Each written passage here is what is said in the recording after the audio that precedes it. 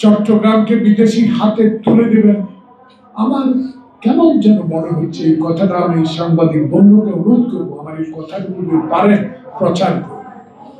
আপনি এত গুণীজন, আপনার সাথে এত গুণী ব্যক্তি, আপনি যখন গুণীজন হতে পারলেন, বাংলাদেশের এই পোর্ট চালাবার জন্য গুণীজন তো আপনি তৈরি করতে পারেন, অন্যের হাতে কেন তুলবেন? গুণীজন তো আমাদের মাঝে আছে। আপনি যেরকম আছেন এরকম বহু গুণীজন ব্যক্তি, বহু দক্ষ লোক, পোর্ট চালাবার মতো লোক আছে, বিদেশের হাতে তুলে দেওয়ার কোনো দরকার। এটা একটা আন্তর্জাতিক চক্রান্ত চলছে প্রিয় ভাইরা।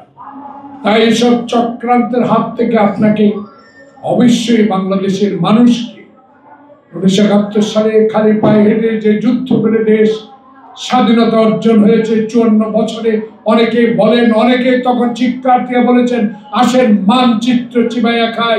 অনেকেই শুনেছেন জোরালো কণ্ঠে, কোথায় সিরাজ শিকদার, কোথায় গণতন্ত্র, কোথায় সংবাদপত্রের স্বাধীনতা, সকল কিছু নিঃশেষ করে দিয়েছে এ আওয়ামী লীগ। কারণ আওয়ামী লীগের জন্ম 1949 সালে, সেই আওয়ামী লীগের জন্মদাতা মাওলানা ভাসানীও কোনদিন আওয়ামী লীগ করতে পারে।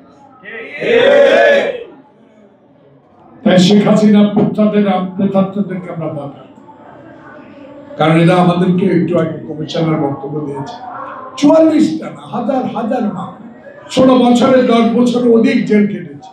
আফসোস, মেরুদণ্ড ভেঙেছে তারেক রহমানের, দোয়া করেছেন বেঁচে আছে।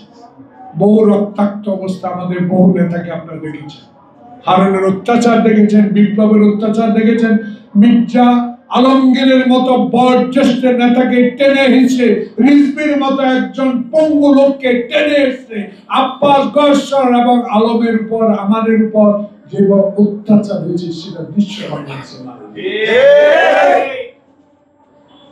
তো আপনি কি একটু মনে হয় না এদের কথা? আপনার তো আমাদের কথা বলেন নাই, কিন্তু নিজেদের 18 তলায় হেঁটে উঠেছেন সেটা তো আপনার মনে থাকা উচিত। শেখ হাসিনা আপনাকে লিফট ব্যবহার করতে দেয় নাই, বিনা কারণে আপনার বিরুদ্ধে মামলা দায়ের করেছে। তাই আজকে সকল বিষয়ে আপনি অবগত থাকার পরেও কেন, কি কারণে আটকে আছে, এই বিষয়টা খোলাসা করা উচিত।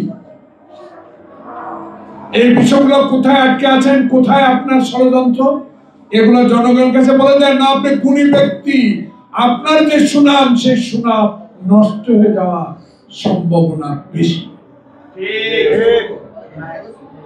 আপনার সুনামের জন্য তো আপনাকে আমরা সমর্থন দিয়েছি, আপনার কর্মকৌশল, আপনি একজন অর্থনীতিবিদ, আপনি বিশ্বের দরবারে গ্রহণযোগ্য ব্যক্তি, আপনাকে সরকারে বসিয়ে দিয়েছি মানুষের কথা শোনার জন্য, জনগণের কথা শোনার জন্য, গণতন্ত্রের জন্য, একটা সুষ্ঠু নির্বাচনের জন্য, জনপ্রতিনিধিদের ক্ষমতা হস্তান্তরের জন্য, নতুন কাউকে সমর্থন দিয়ে তাদেরকে সংগঠিত করার জন্য নয়।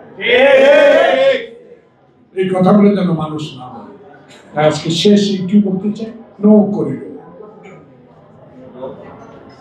চট্টগ্রাম বন্দর বিদেশের কাছে দেওয়া যাবে না, সে বিষয়ে সিদ্ধান্ত হবে পার্লামেন্ট। সেই পার্লামেন্ট হবে তারেক রহমানের, যেই তারেক রহমান বলেছে বিএনপিকে সরকার গঠন করার জন্য বাংলাদেশে শেখ হাসিনার সে নির্বাচনকে ধূলিসাৎ করে দেওয়ার ষড়যন্ত্র থেকে রক্ষা করে এক মাথা এক ভোটে জনগণের পছন্দের মতো লোককে জনগণ ভোট দিয়ে যাদেরকে সংখ্যা গরিষ্ঠতা আসন দেবে তারাই সরকার গঠন করবে এবং তারাই এই সকল সিদ্ধান্ত গ্রহণ করবে।